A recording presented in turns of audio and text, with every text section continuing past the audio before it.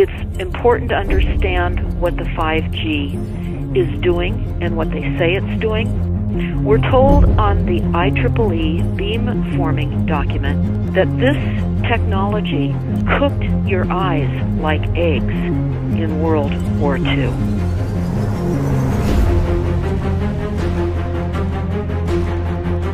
And you all need to understand these are military weapons. These are assault frequencies. If you garner nothing more than that, that's what you need to know. It's microwave radiation warfare, is what this is.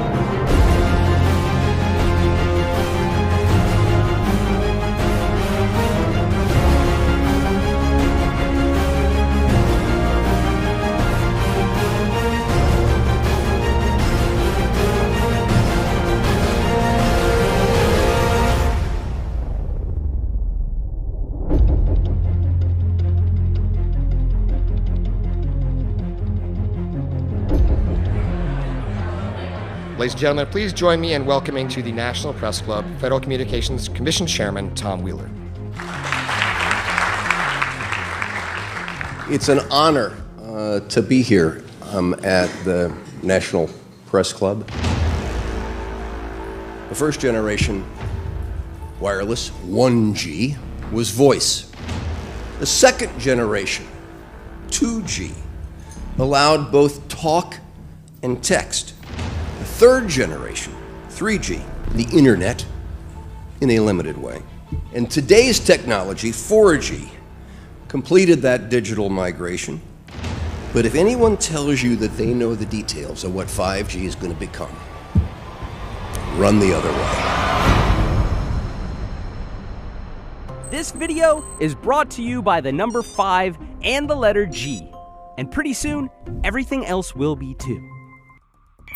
I have to tell people 5G is a killer.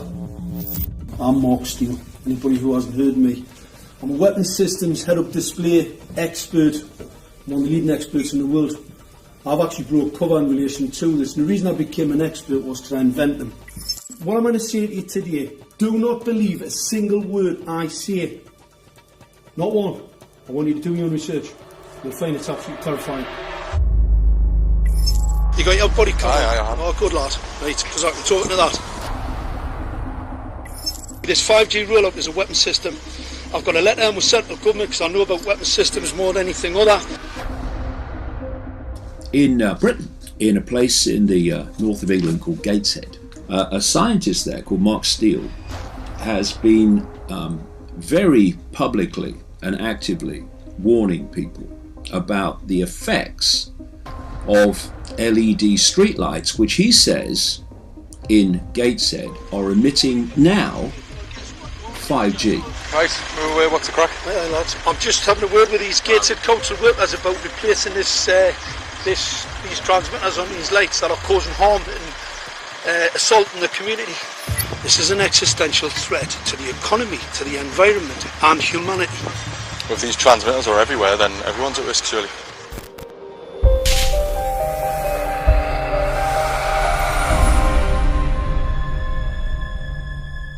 There's a lot of confusion about what 5G is.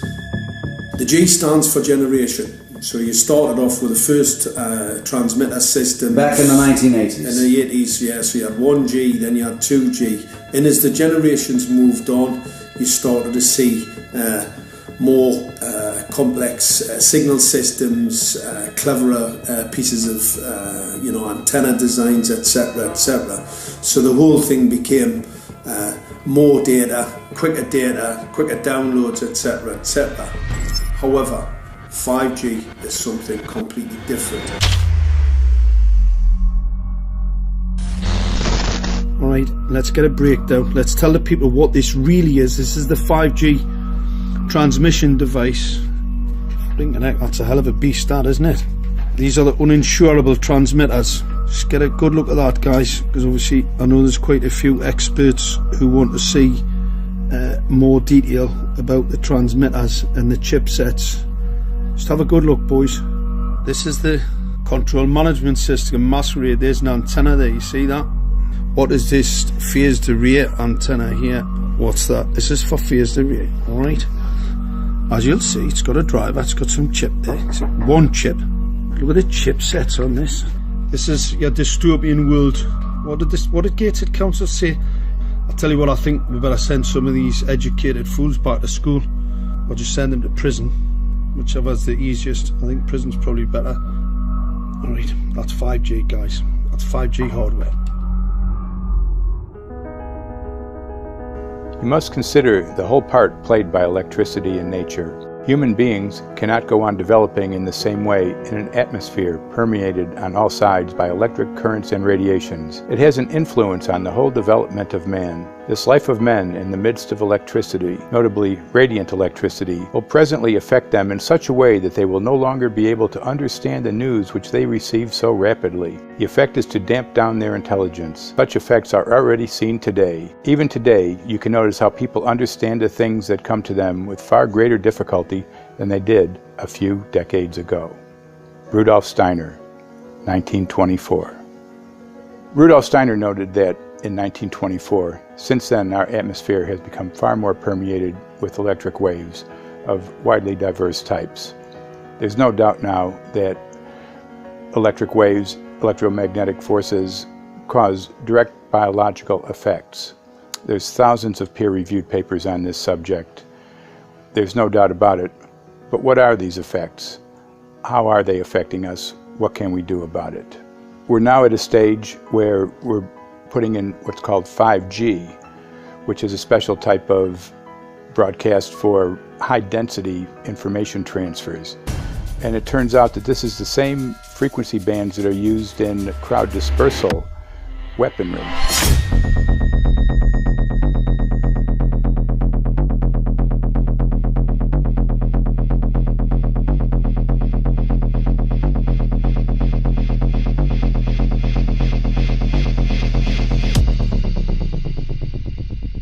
5G, first and foremost, is densification. So it's significantly more transmitters at close proximity to a human, and it is also a sophisticated, illegal, unlawful transmitter. What I mean by that is it is a high gain dielectric lens antenna, and what that allows 5G transmitters to do is to 3D map its environment in your home. The 868 megahertz frequency is specific for battlefield interrogation systems, so sub-gigahertz. It allows the signal to travel through concrete brickwork with ease, and it can actually data gather. It is a target acquiring system. Phased array is basically radar off the battlefield. It is extremely good at identifying targets and being able to lock onto targets. And not only that, it can specifically target you as an individual. So any judge sitting on an interesting case, let's say, any lawyer, any barrister, anybody doing any work that is potentially controversial, your life could be at threat. So the antenna design that you currently have on top of these LED streetlights, masquerading as a control management system, is basically battlefield interrogation equipment. The first phased array unit was actually called Mammoth, used by the Germans during the Second World War to identify Allied aircraft. Obviously things have moved on significantly since then.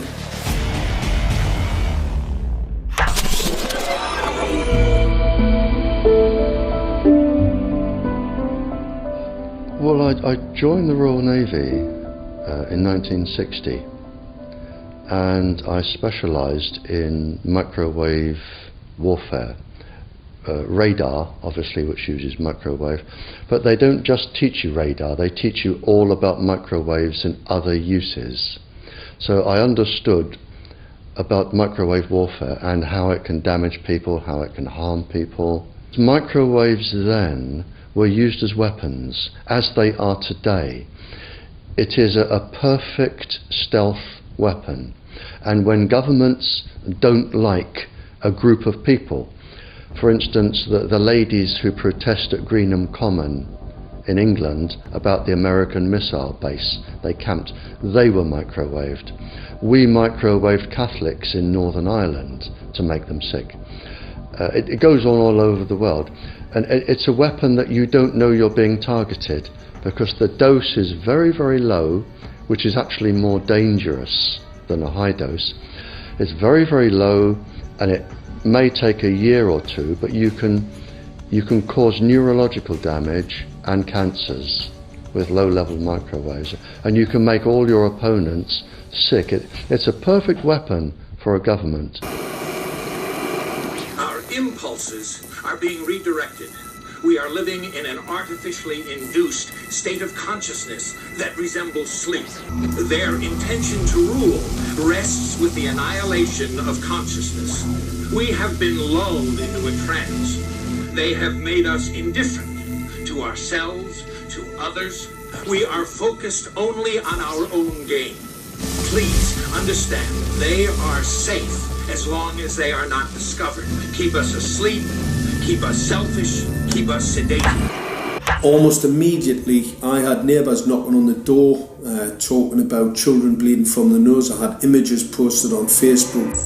And one neighbour in particular came to my door and mentioned the fact that since the LED street lighting had been installed, she was bleeding from the nose every single night. I thought it was unbelievable. However, I spoke to another neighbour who lived not far from the first lady who mentioned this, and she also confirmed that since the LED street lighting had been installed, she also had started to develop nosebleeds and had never had nosebleeds before in her life. That then put me on a journey to investigate. I measured microwave radiation levels from the transmitters on top of the LED streetlights. The basic 868 megahertz, it was significantly higher than the current Council of Europe 1815 resolution, which is a maximum of 600 millivolts. I've measured up to over 3,000 millivolts. 5 to 6 times higher than the guidelines. Significantly higher than the current Council of Europe 1815 resolution, which states that 200 millivolts should be the maximum. The Bioinitiative report states that it should be significantly less than that. So we've got the Council of Europe. That's, you know, the international criminal courts are stating that, you know, the learned judges have said that 200 millivolts, and I'm measuring in bedrooms in Gateshead, minimum 600 and up to 4,000. Does this mean that in 2020, 2021, when 5G is destined to roll out globally, that you're going to get those kind of readings everywhere all the time? Everywhere all the time. Worse than that? Worse than that. Yes, 5G will connect the Internet of everything. If something can be connected, it will be connected in a 5G world. Hundreds of billions of microchips connected in products from pill bottles to plant waterers, requiring massive deployment of small cells. We won't wait for the standards. Now, to make this work, the 5G build-out is going to be very infrastructure intensive. We must reject the notion that the 5G future will be the sole provenance of urban areas. The 5G revolution will touch all corners, and that's damn important. The interconnected world of the future will be the result of decisions we must make today.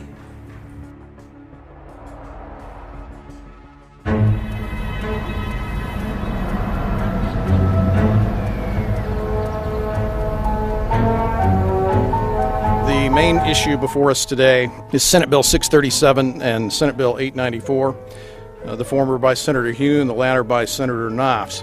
We're going to invite the first four witnesses in support of the legislation, and that would be John Jones with Sprint, David Lewis and Andy Emerson with AT&T, Neil Krevda with Verizon, and Frank Alcavetti Jr. with T-Mobile. So be straight with me. Is it true? It could be. No, well, very no few cases. Proof There at was all. an unfortunate It's really a incident out in complicated Iowa. situation. Look, gentlemen, practice these words in front of the mirror. Although we are constantly exploring the subject, currently, there is no direct evidence that links cell phone usage to brain cancer.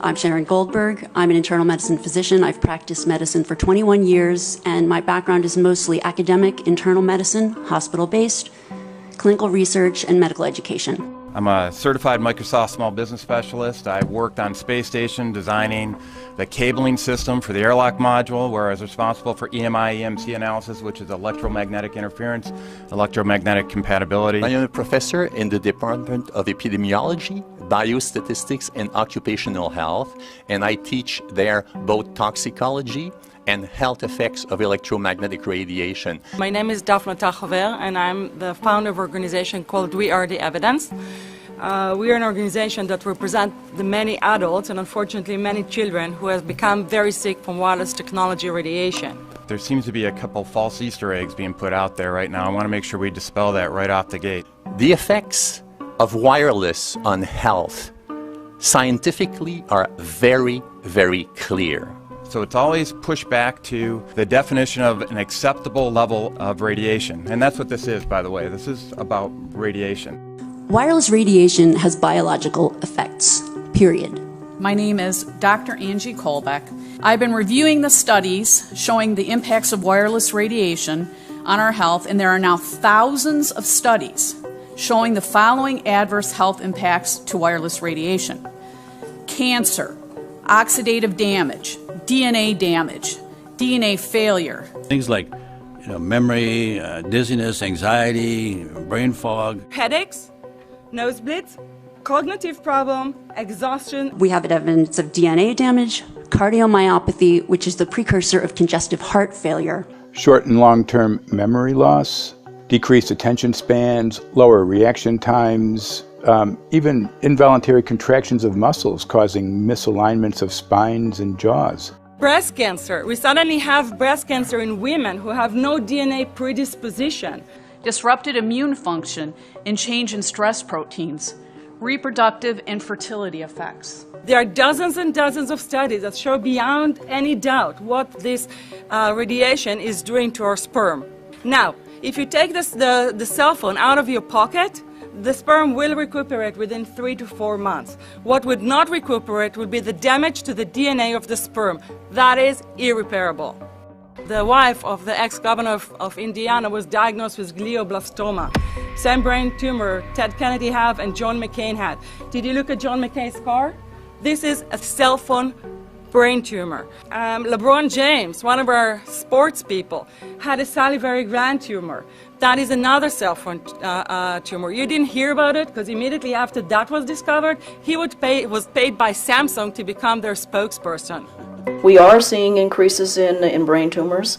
We're seeing increases in Alzheimer's. We're seeing increases in all of the neurotransmitter diseases, ALS, Lou Gehrig's disease, Parkinson's. These are all disease systems that are known to be associated with low-level energy exposures. We talk about 24/7, around-the-clock exposure, wherever you are and your whole body. You never get away from it. And it seems from our studies that maybe your immune system can cope with for a time, but it will deteriorate. Then the irradiation will definitely damage cells at a deeper level, and the question is what will then happen? These are out of peer-reviewed papers, so these are not just hypochondriacs thinking that they're doing it. We're having real problems with this. This is no longer a subject for debate when you look at PubMed and the peer-reviewed literature. These effects are seen in all life forms: plants, animals, insects, microbes. So 5G is not a conversation about whether or not these biological effects exist. They clearly do. There is scientifically evidence that is so strong that you can be certain that the standards used by the SCC to manage health effects are wrong. We need to start measuring how much radiation are people being exposed to. before we roll out 5G, there are 4 kinds of electromagnetic fields that we know are harmful to human health. So radio frequency radiation, magnetic fields, dirty electricity, and electric fields, okay?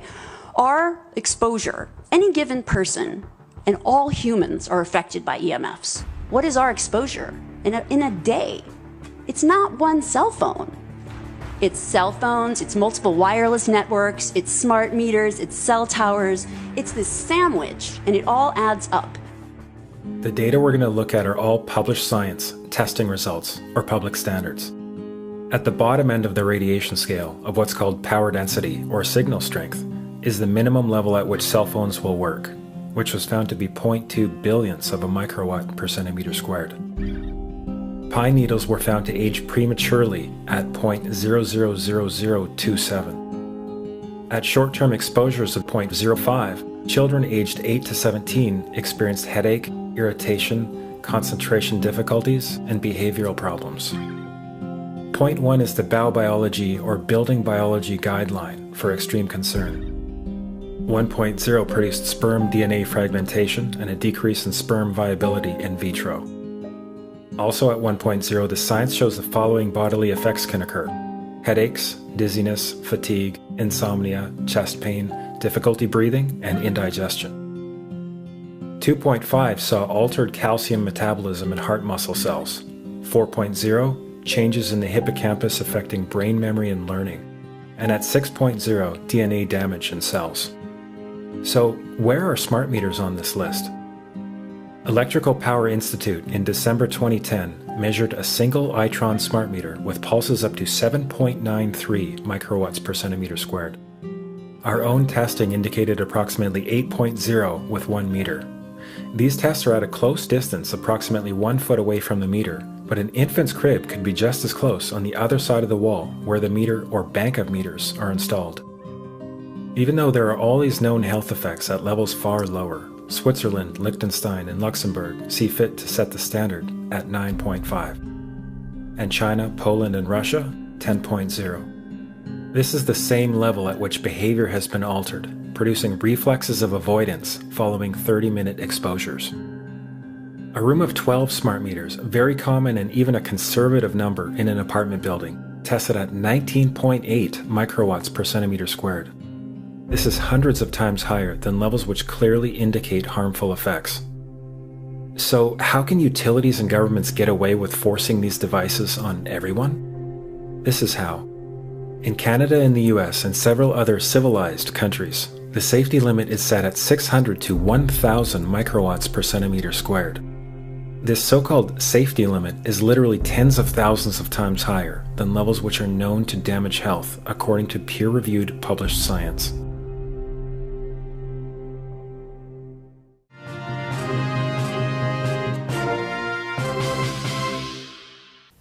Faster, better, more reliable internet. That's the promise of 5G technology, but there is also the peril. Health hazards associated with radio frequency that is higher also and requires more transmitters and antennas. And the stark, simple fact is the health hazards are unknown and unstudied. And that is a sign of neglect and disregard on the part of the Federal Communications Commission that seems unacceptable. There have been no answers so far. The FCC basically has said everything's fine, but in order to reach a conclusion about the health and safety of this new technology, we need facts. Mr. Chairman, thank you for having this hearing. 5G, as you well know, also uses higher frequency waves that don't travel as far and will rely on a network of hundreds of thousands, potentially millions of small cell sites. And the question then is, are there any health implications, any public safety implications to those additional sites that are likely to be located close to homes, schools, workplaces, and closer to the ground, correct? correct, Senator. Yes. So my question for you, particularly Mr. Gillen and Mr. Perry, how much money has the industry committed to supporting additional independent research? I stress independent research. Is that independent research ongoing? Has any been completed? Where can consumers look for it? And we're talking about research on the biological effects of this new technology. Thank you, Senator. I think, thank you for your focus on the issue. Safety is paramount, and as you alluded to, we rely on the expert agencies, we rely on the findings of the FDA and others as to the requirements to keep all of us safe. There are no industry-backed studies, to my knowledge right now. Happy to visit with you as to what opportunities you think there needs to be more studies, and we're always for more science. We also rely on what the scientists tell us. So essentially, the answer to my question, how much money? Zero. I can certainly follow up with you, Senator. To my knowledge, there's no active studies being backed by industry today. Anybody else know of industry commitments to back research, fund it, support it, to ascertain scientifically the health effect? No, I'm not aware of any. So there really is no research ongoing. We're kind of flying blind here, so far as health and safety is concerned. Thank you, Mr. Chairman.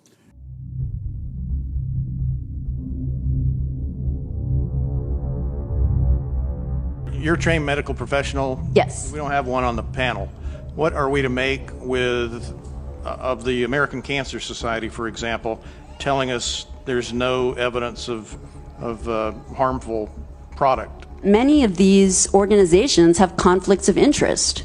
Very briefly, if you can, what do you mean by conflict of interest? One of the first things that you teach residents is that you always have to look at the funding.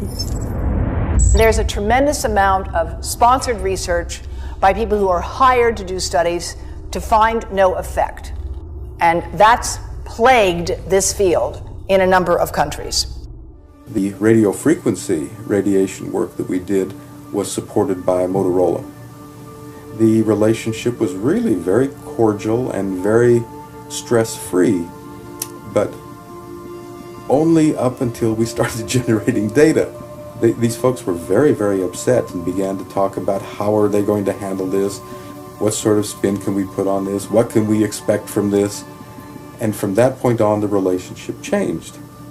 What we saw was that Motorola began to exert more and more control over the work, telling us what to do, telling us how to write abstracts, what to say in the abstracts, what to say in the papers, how to do the work. No, don't do this. Yes, do it this way. This was unacceptable. I had completed our study of DNA damage, and I submitted the final report to Motorola. They simply weren't willing to accept my interpretation of my study, my evaluation of my study, my knowledge of science at that point, and tried to urge me not to publish the study. Did you hear about people coming to you as far as having complaints about illness? We were made aware of health complaints following installation of smart meters, and we wanted to verify this using our field work. So I measured the field of about 30 different people while they stood 1 foot in front of the smart meter, and in every single case, the human energy field was obliterated as they stood in front of the smart meter. So in our first slides, what we see is normal cells, and the structure of the cells is intact and sound. This is what we would expect from a normal sample. So after 2 minutes of exposure in front of the smart meter at about 1 foot away, we see a totally different story. Sample 1, you can see a lot of degradation in the cells. The cell walls have been broken, and you see changes in the cells which are called mycoplasma. It shows a mutation to the cell. In the second sample, we see a different type of degradation to the cell membranes. You can see a corrugation here. This is called bottle cap formation, and it's known that this occurs due to oxidation or exposure to free radicals. So this third subject, when we did her sample, she had to be pulled away from the meter after 45 seconds because she complained about an increasingly severe headache. And here you see a phenomenon called rouleau, where the red blood cells are stacking up, which makes it very difficult for the blood to deliver oxygen to the tissues as they would be their normal function. Every single one of these is a degradation. Every single one of these shows a trauma to the blood cells, and that came from something, and the only variable was the SMART meter. The good news in all this is the patient and the blood can return to normal once they have been removed from the influences of these stressors.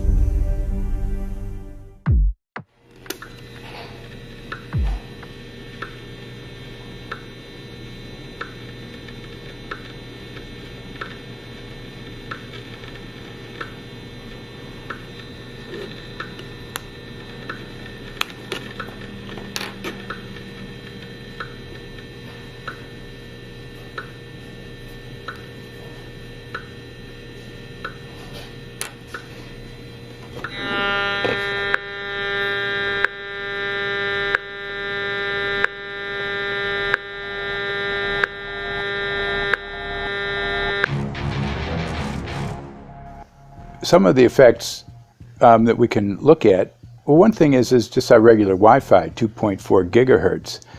That's in the same range as microwave ovens, which are also called radar ranges, because that is radar.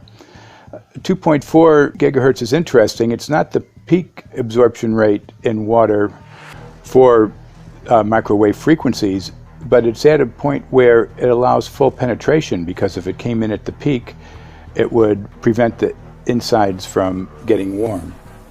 So that's with basic Wi-Fi. Now when we look at 5G, 60 gigahertz, this is what they call active dispersal sort of weaponry, just to keep people back. It burns the skin. It doesn't penetrate, but 60 gigahertz is the frequency of oxygen molecule absorption.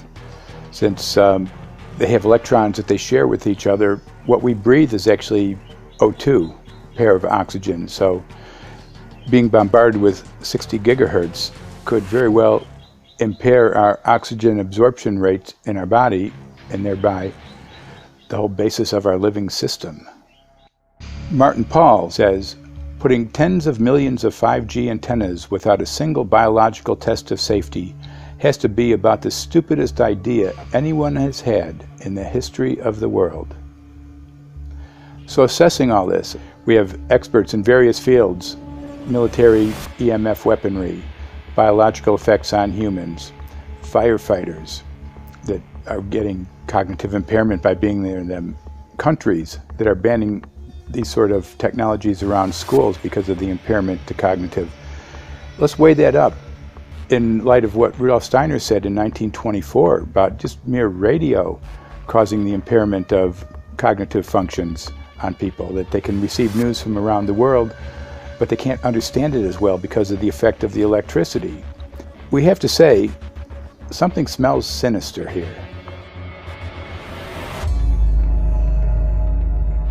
With the 5th generation, it's actually a whole new ballgame. It's not using the same technology. They're switching to military-grade millimeter wave technology. And when you look at this technology, I mean, if you go and look at DARPA reports, come and look at some of the patents that the United States military has put out on what they can do with psychological weapons, all sorts of things, crowd control, active denial, anything you can think of. This is what they can do with 5G. So any type of military application you can think of which has an electromagnetic base, they can do with 5G. And they're putting this out blanket across the population. Ladies and gentlemen, the President of the United States. Good evening, my fellow Americans. In the councils of government, we must guard against the acquisition of unwarranted influence, whether sought or unsought, by the military-industrial complex. The potential for the disastrous rise of misplaced power exists and will persist. We must never let the weight of this combination endanger our liberties or democratic processes.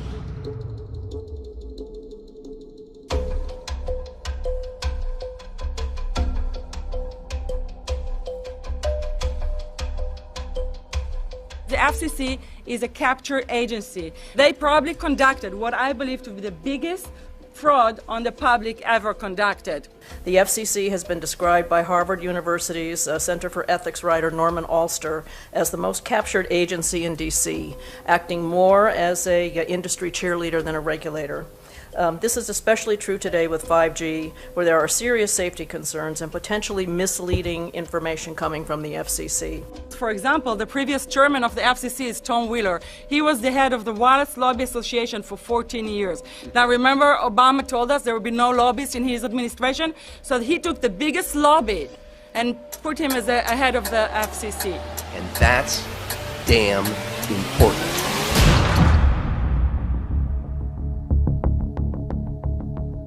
In 1993, the FCC started a rulemaking to adopt the IEEE regulations on this issue. IEEE is an engineer association. Why is it that we adopt regulation of engineers who maybe know how to measure this radiation when it's passing a wall, but not when it's passing a body? All our health agencies objected it, saying that it makes no sense to adopt engineer association, that they had not even one biomedical person on their team. They are effectively indemnified against adverse health impact lawsuits when the acceptable limits are higher than the limits actually shown to show harmful health effects. The FCC guidelines were developed for short-term exposures, 6 minutes, 30 minutes, depending on it's a phone or an outdoor exposure. And they have absolutely no connection to the biological effects that have been very clearly summarized in the Bio Initiative. So as you can see, there's a number of individuals in this room today that have serious concerns about this as regards to their health. If one of your companies decides to put one of these small cells up at a pole that's within, say, 50 feet of one of their houses, what recourse do they have to say, is there a way to move it somewhere else? There's language in the bill so that the authority can require the applicant to come forth with certification of compliance with the FCC's rules related to radio frequency emission. Remember that denial of request or denial of permit request that you can put in?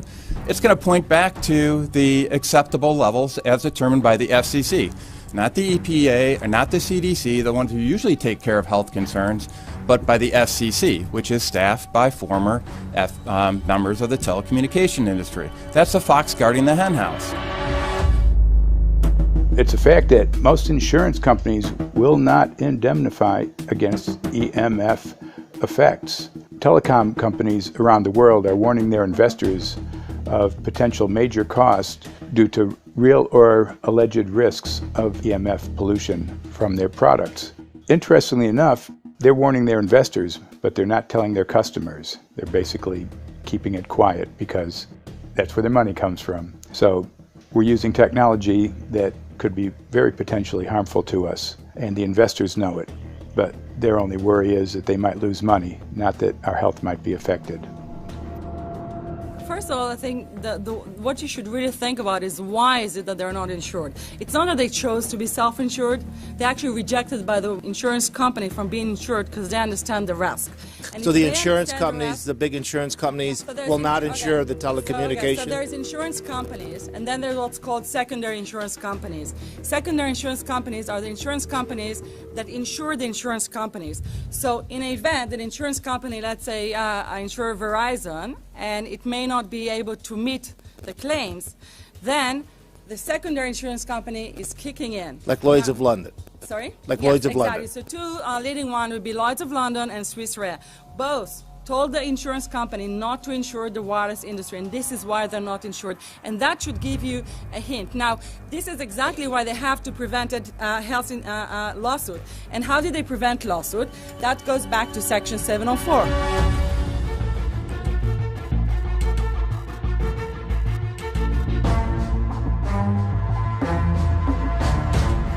Section 704 was passed in 1996. This is how our rights in regards to health were taken away by the wireless industry. What this legislation did, it gave the power to regulate the health effects of wireless technology to the FCC. FCC is a spectrum auctioning agency. It's not a health agency. They don't even have one biomedical person on their team. And then the other thing that Section 704 did, It actually took the power from the state to regulate location of cell towers based on health. And what does it mean?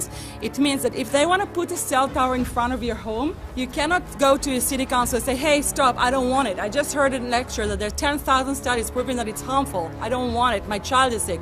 They will tell you, stop. You're not allowed to mention this in the city council because Section 704 says that if you will, and if the application will be rejected, the city will be sued, can be sued by the wireless industry.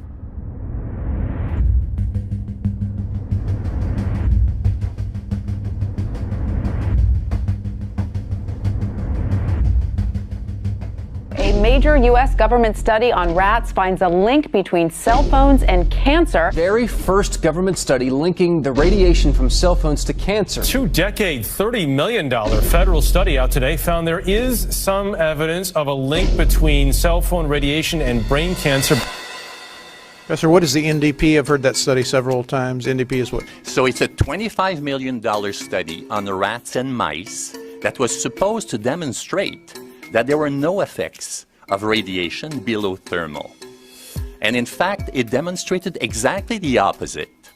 And it follows on the heels of two major studies on animals that said exactly the same thing. And that study was designed perfectly to make sure that it cannot be challenged, that there will not be any doubt. That's why it took them 14 years. That's how they prevented discussion of health. And why do they want to prevent discussion of health if there's no problem with health? Simply put, FCC is completely unprepared, unable, and possibly unwilling to oversee 5G for safety, even as it barrels toward us. They are falling back on tired definitions and panaceas long since disproven by science.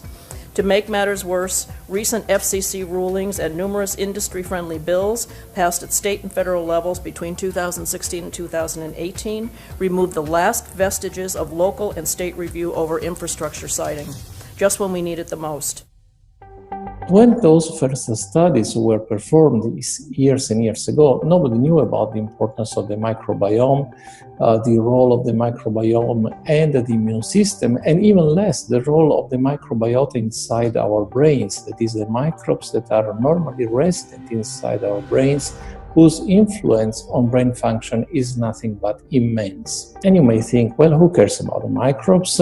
The less microbes we have, the better it is. Well, we know by now that this is not absolutely the case, because microbes are truly essential for the development and function of all our organs and systems. Our immune system is based on the microbes we have in our gut. And our brain also has microbes that influence its function. In tests, it's been found things like mold. If you grow mold inside a Faraday cage, it'll grow one way, and then even if the electromagnetic fields are around, take the Faraday cage away and some sort of 600 biotoxins are developed within the mold because of the effects of the EMFs upon it. Electromagnetic fields, even of weak quality, have an effect upon our microbiome, which is really essential to our whole being. This is going to eviscerate microbial DNA inside human beings, which is our effective operating system, number one.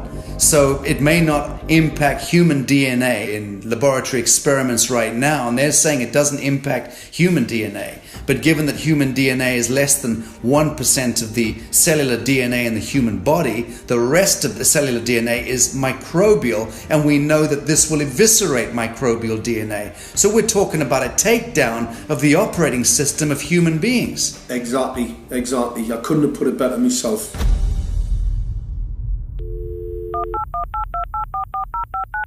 John Brandt. Good morning, Mr. Brandt. Wow, this is Amanda from Virginia. Hi, how are you? Hi, I've been trying to get a hold of you for months now. You guys are covering up chemtrails. No, we are not covering it. We have no reason to cover up chemtrails. Of course, you have every reason to cover it up. Every reason. It's called losing your job. What reasons would that be? Oh, well, you personally, you would lose your job if you were to reveal anything to me, and it's probably unsafe for you to even be speaking about this, considering the types of individuals you work for. It's not unsafe. It is unsafe. There's no problem with us talking on, you're a citizen, you're making a complaint. Oh, Lord have mercy on myself. It's a complaint in an area that we don't have authority to regulate.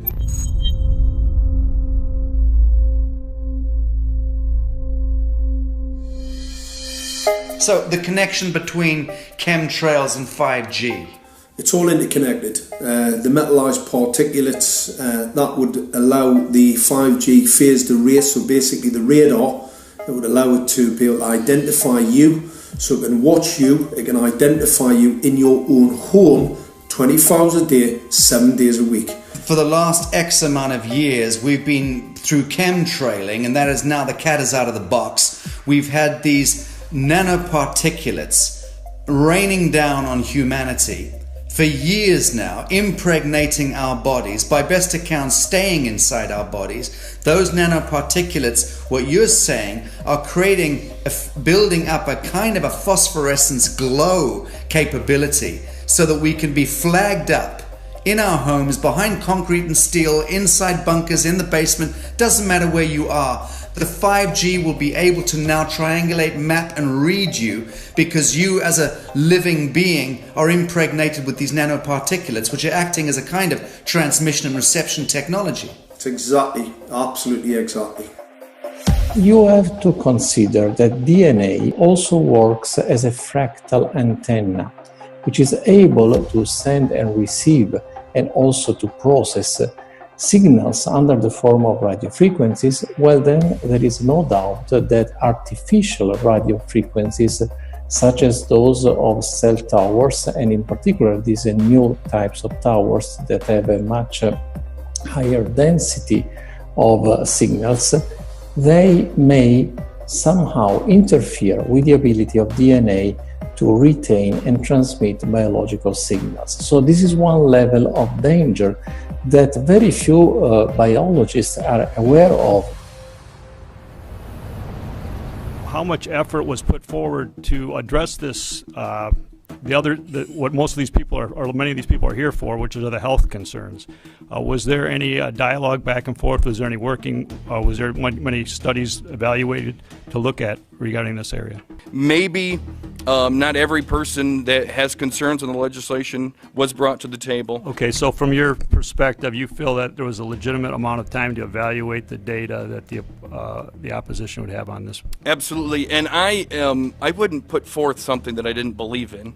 And I'll tell you, as I mentioned earlier, and it's been commented several times amongst the panel here, this is truly an economic development issue. Our 3-year-old, again at home, is outraged when we pull out the driveway and he's not able to access Wi-Fi.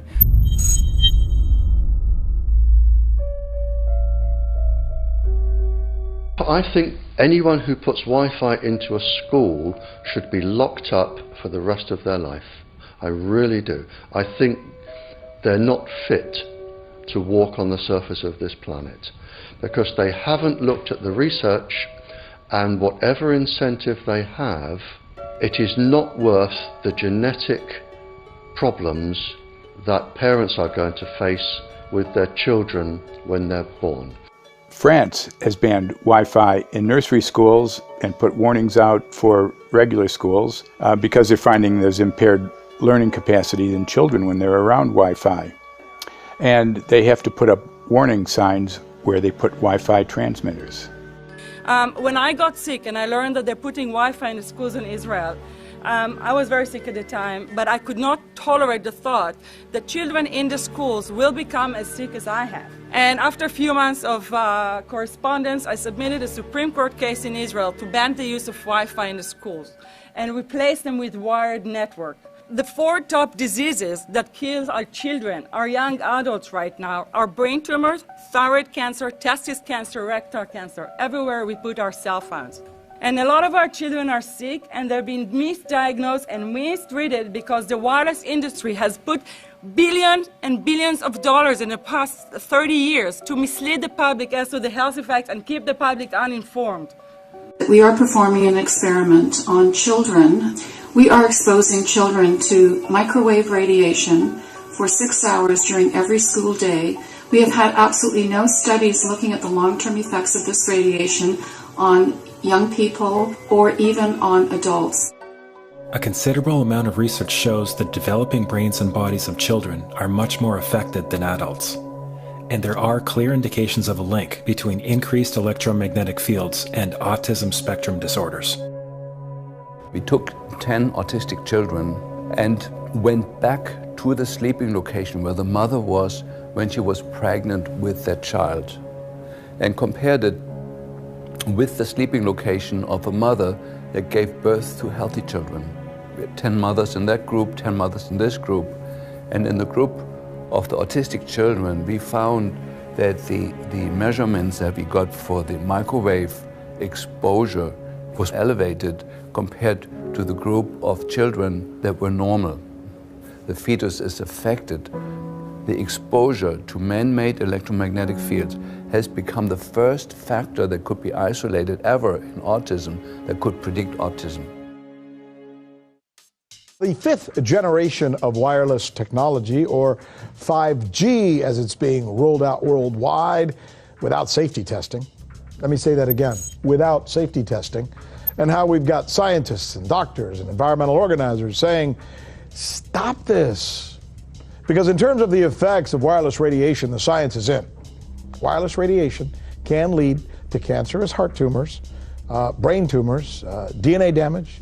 Wireless radiation is linked to infertility, to autism, Alzheimer's, and more. And guess what? All the effects that I just listed, those are some of the effects that are known according to the technology that's being seen today. First of all, you have to know that we know that the other EMFs that we're exposed to are already known to be health risks.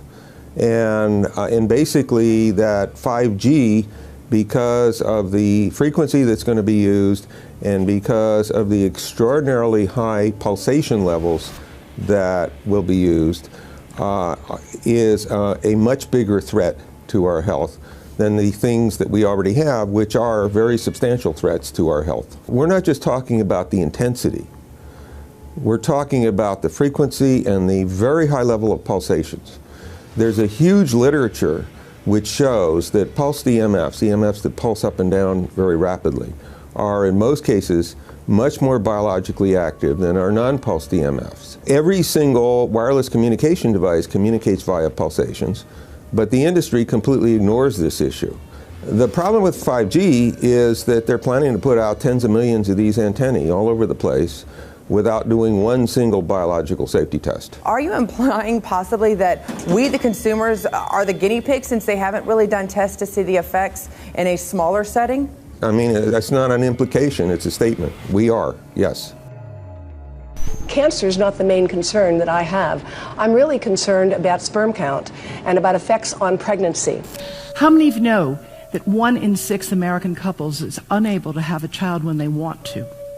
How many of you know that last year the birth rate in this country dropped the most that it ever has in recent history, 3% in a single year? People look at the sperm, and people use cell phones, and the sperm, usually sperm swim, and they swim straight. But if you expose them to radio frequency, mobile phone waves, they swim in circle. Studies have been done here in Australia, taking sperm from healthy men. And one test tube gets exposed to cell phone radiation, and one test tube is not exposed to mobile phone radiation. And then the results are evaluated. And this is a measure of vitality. We measure how well the sperm swim. This is a measure of motility.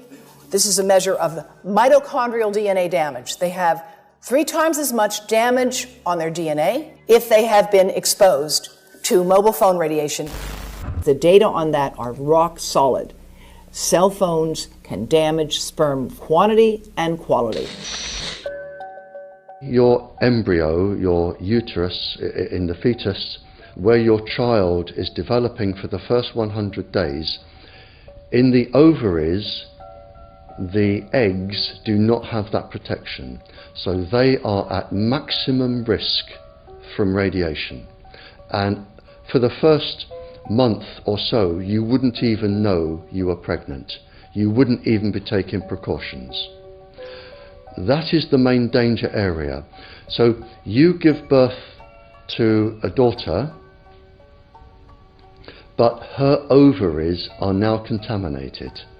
She may be normal, she may be genetically damaged, but her ovaries are at the most risk. So when your daughter grows up and she becomes pregnant and has a baby, this is where one of these eggs will be fertilized and come out. So the real damage here is your grandchildren. That is where it is going to show most. Do you think that there is a chance that within the third generation of females, they may be irreversibly sterile? Not in the third generation, but in the fifth generation, and that would for humans be something in the order of 150 years ahead of us. And of course, then it's too late to say that you are sorry, and it's very too late to say stop. There is a wealth of papers. I mean, we're talking about thousands of published papers in the scientific literature, few of which, or sometimes none of which, have entered the official documentations from authorities and likewise. So I think it's really time to have an independent compilation of data. Such was done at August 31st, 2007 in the form of the Bioinitiative report, of which I was one of the authors. And then we put together approximately 2,000 scientific references on a little bit more than 600 pages, clearly saying that if you, for instance, if you are a rat or a mouse or a cell or a molecule, you should definitely not allow yourself to be exposed to this. And in the meantime, we have this full-scale experiment using our own kids. One interesting case, John Patterson, he was a telecommunications engineer in Sydney, Australia. Very brilliant man. For 20 years, John tested Telstra digital systems. Over the time, he realised the dangers of electromagnetic radiation. It disrupts the bioelectric system of your body, which is really your brain, your nervous system, how your muscles talk.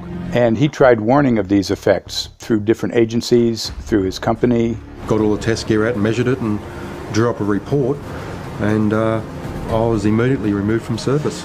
Finally, in 2007, he took matters into his own hand. He commandeered a used British Army tank and went and destroyed 6 cell phone towers in Sydney, Australia, because he wanted to stop this. He was trying to make a point. The message was that how dangerous it was. You know, these people were elected by us to manage our infrastructure in a responsible manner. That is the sole purpose of government if it's going to exist at all. And if it doesn't do that, then it has no right. It is invalid. So we need to pull this infrastructure down. We really do. But in order to do that, I mean, we can't just be some violent domestic terrorist. You've got to bring this awareness to the people that these towers are doing them damage. You don't need bandwidth that fast. And they're not doing it so you can download movies quickly. They're doing it so they can track every single thing you do and bring in this social crediting system to control even everything you think. There's a story about a lady called Claire Edwards. She was a United Nations staff member, and she was warning of the potentially catastrophic dangers of 5G technology. I took the issue to the UN Secretary General, Antonio Guterres. He is a physicist and electrical engineer, and lectured on telecommunication signals early in his career, yet asserted to me that he knew nothing about the dangers of 5G. Current public exposure levels are at least 1 quintillion, that's 18 zeros, 1 quintillion times above natural background radiation, according to Professor Olle Johansson of the Karolinska Institute in Sweden.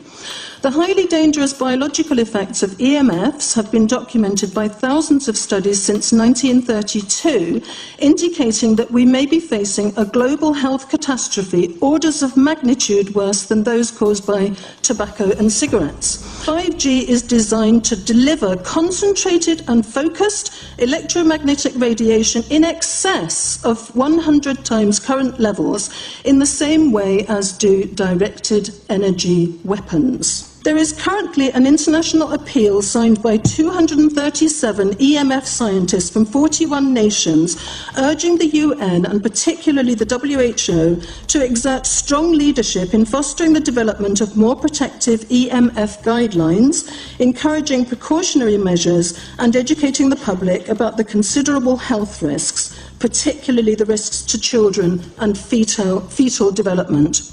Sorry, because we are talking with someone that is a little bit ignorant on these things. If you're talking to the Wi-Fi systems, I become worried because I put those devices in my house. I will have to, I confess my ignorance on this.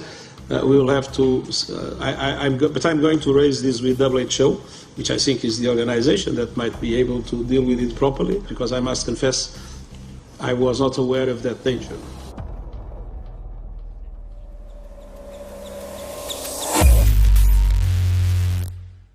In 1996, when the Telecommunications Act was passed, in it was a provision essentially that kept local officials from addressing health issue concerns when approving or not approving a cell tower. So that's correct. But then something new is happening. We've talked a lot about it on the Solari report, thanks to Jason Bowden-Smith and his website, EMF Warriors. But this is new. This is very, very new. So you're basically, sending out an appeal on something that in one sense hasn't happened yet. This is not just an incremental change. This is a big step up.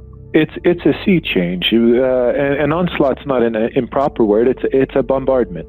So instead of a cell tower 1 mile or 2 miles from you and you still have cell phone service, we're going to have antennas every block, and some poor soul is going to have one mounted to a utility pole maybe less than 20 meters from their home. So this kind of, invasive bombardment with this many antennas, just in 1 square mile, if you do the math, 1 per block and 16 blocks per mile, that's about 250 antennas per square mile. The millimeter wave is untested. Former FCC Chairman Tom Wheeler openly said that they don't plan to test. We won't wait for the standards. And then our appeal also addresses the fact that there's a plan to roll out 5G through satellites in low Earth orbit. So 20,000 satellites, which will cover every square foot of the planet with a 5G signal. 6, 5, 4, 3, 2,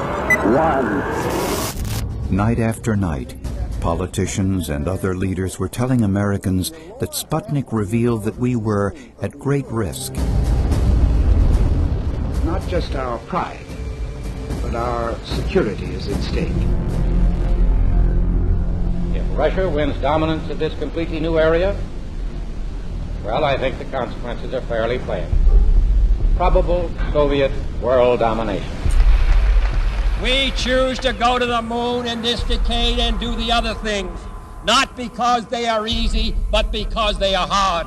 Because that challenge is one that we're willing to accept, one we are unwilling to postpone, and one we intend to win. Welcome, everybody, to the White House. This is White House 5G Summit. My name is Justin Clark. I'm the Director of Public Liaison, and we are thrilled to have you here today. Really happy to be joined by a lot of leaders in industry, members of Congress and the Senate, White House leaders on this, and people from the FCC. Before we start, one, we are government, so don't assume we know anything, okay? I do agree. I don't know anything. I have become accustomed to giving speeches in my new position on subjects about which I frankly know very little. And we need more cell towers and connections in Connecticut, my home state. It's ridiculous. The U.S. is in the lead thanks to our private sector as well as the work of the FCC and this administration overall. But China and South Korea and many other countries are eager to claim this mantle. We have every intention to deploy 5G first and reap the benefits of faster and more robust wireless. Yes, I hope we beat China, of course. And get to gigabit speeds and low latency, and the race has begun. Let there be no mistake. The race to 5G is a sprint. Winning the global race to 5G, it's a national priority. We must bear in mind the national security implications of winning the race on 5G. Today we're talking about the importance of being first in 5G, continued commitment to putting America first in the race to 5G. We're calling it America First, 5G First. Well, our strategy is called the 5G FAST Plan, a plan to facilitate America's superiority in 5G technology. Connected devices for health applications, which I love, has the capacity to make people healthier, as I understand it, a lot of medical applications. Industry is not asking the government for money to build 5G networks.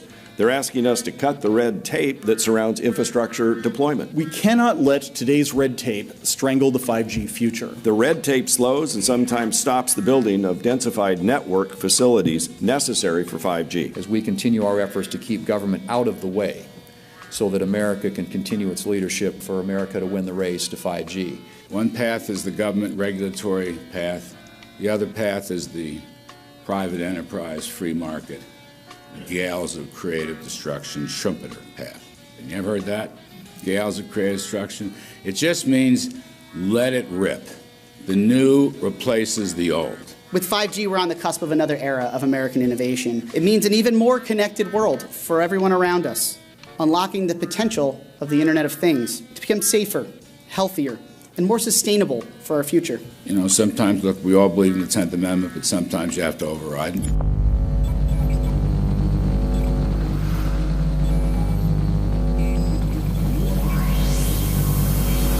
By the way, the 1996 bill permits that kind of override.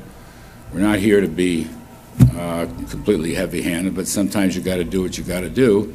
And some of these states or cities that don't want to cooperate want to shake us down. We can't allow obstacles and barriers to stop this movement. That's all.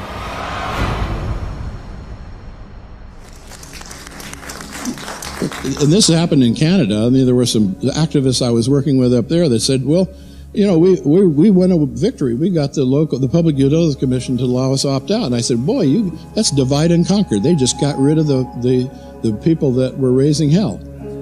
So, you know, that's not the answer. We need to opt out everybody. An opt-out is an agreement to pay to not be harmed. An opt-out is volunteering into extortion. An opt-out says that if I don't pay you, you have the right to harm me. So that doesn't work. This is a mandate. This is being pushed down your throat by a company that is not responsive, by a government that is not responsible, and it's being done in a collusion that's designed to undermine the individual rights of individual people in communities across the country and around the world. The Minister for the Environment has a duty.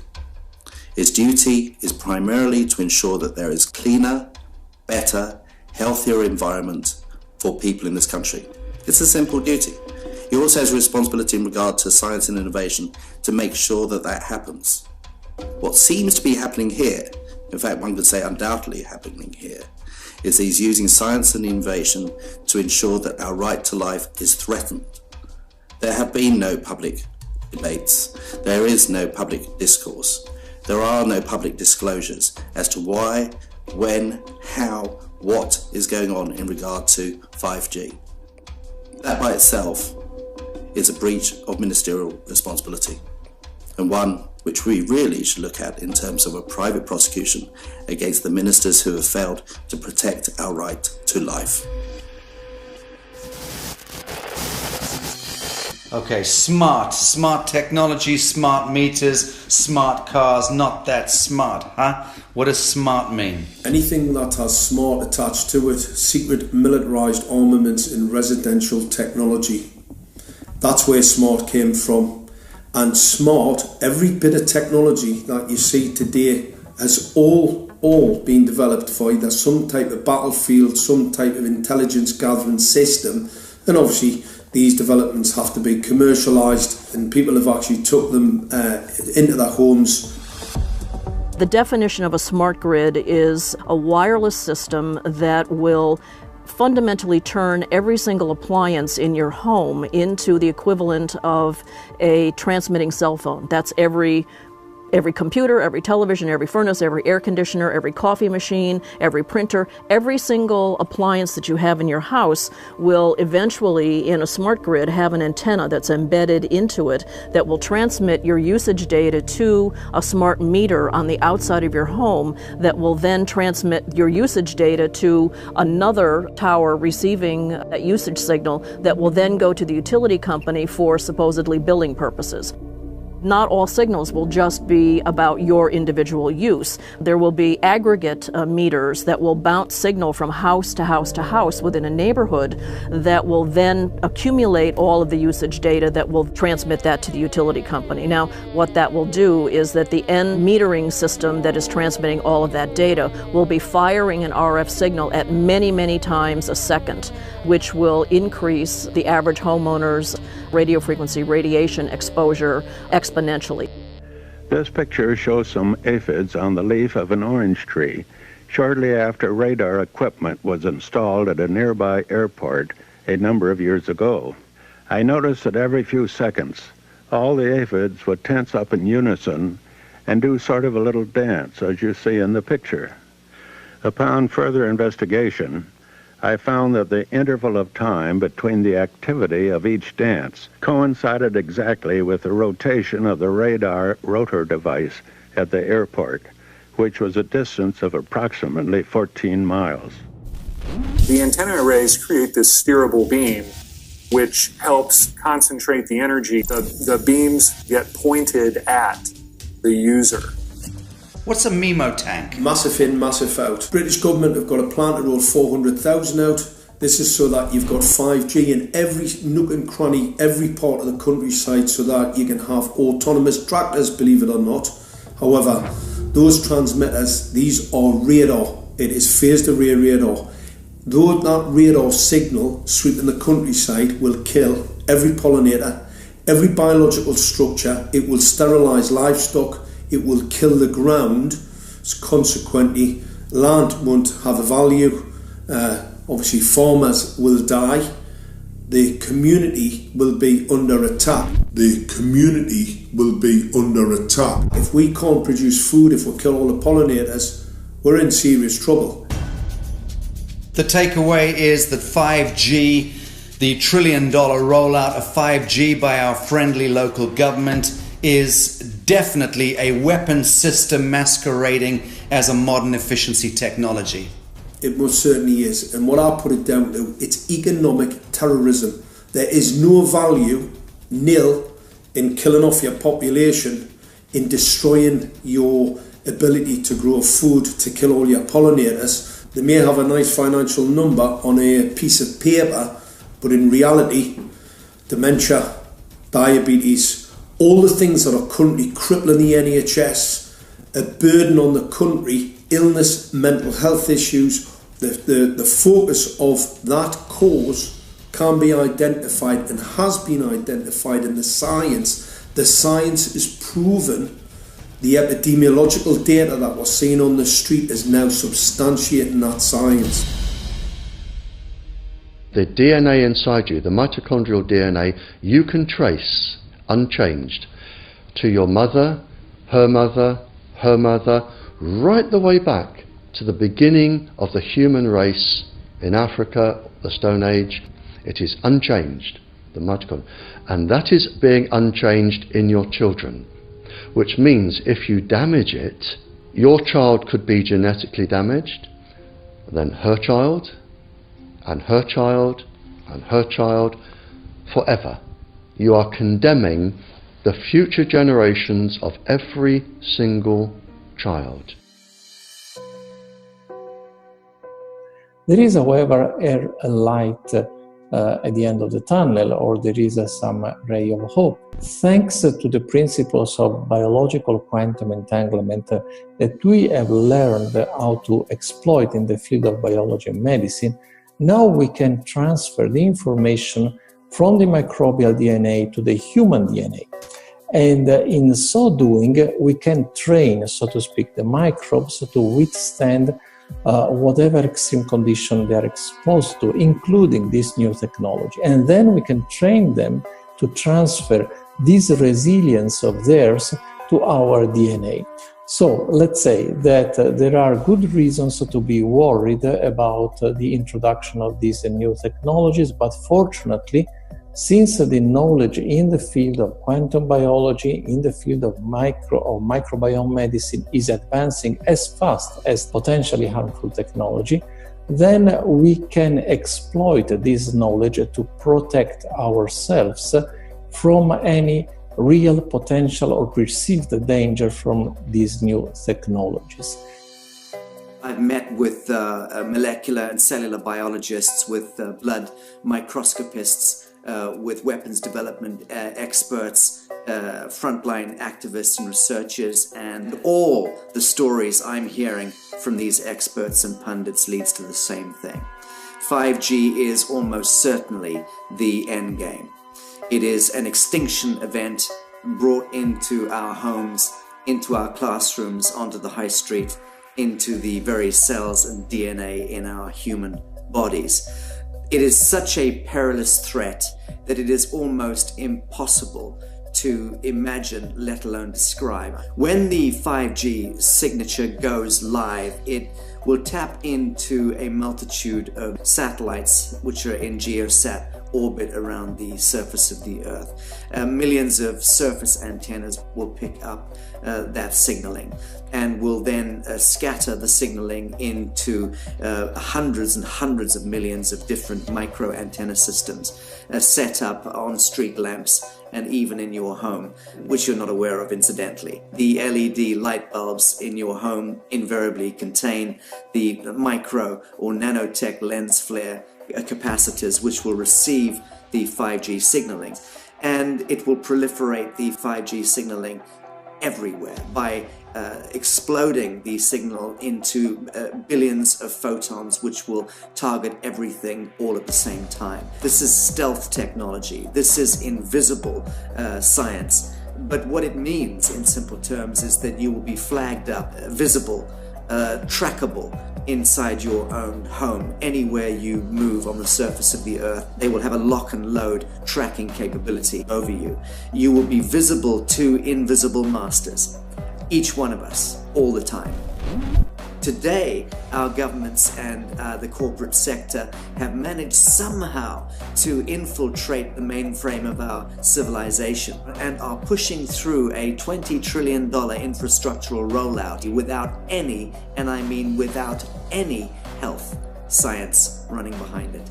There have been no tests. Your government and your health authorities are either in collusion on this matter of genocide and ecocide, or they're just damned stupid, and I would suggest it is the latter. Shame on the technologists and the electricians who are furthering this technology in our homes, in our offices, in our streets. Shame on the legislators and the parliamentarians and the troglodytes and bureaucrats that proliferate our society today. Shame on that echelon for putting their signatures to contracts which allow the fast tracking of this technology into our homes and onto our high streets. Shame on the parliamentarians and international leadership whose wet ink signatures and seals of office are sanctioning and permissioning the rollout of something which is arguably the greatest threat to humankind. Shame on each one of us who now fail to get up out of our homes, walk out of our front doors, and challenge every so-called authority who dares to violate our bodies, our homes, and our future generations.